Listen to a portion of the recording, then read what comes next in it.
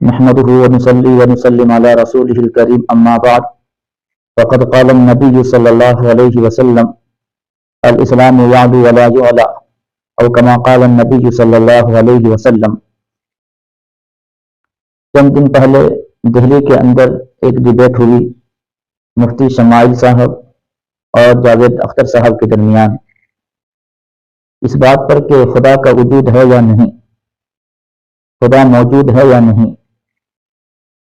یہ ڈیبیٹ اور یہ مناظرہ 2 گھنٹہ کا لائیو ہوا، شروع تا آخر مکمل میں نے دیکھا۔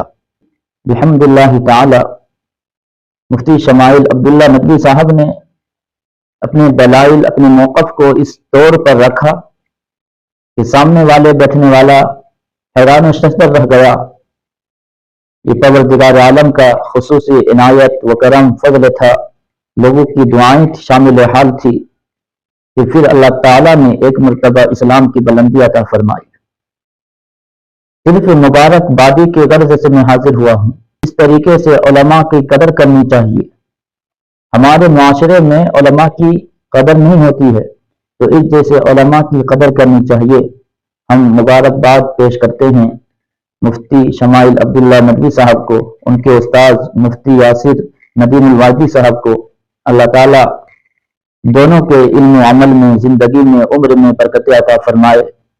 الہ العالمین دونوں سے دین کے مزید کام لے۔ اللہ تعالیٰ تمام شرور و فتن سے دونوں کی حفاظت فرمائے۔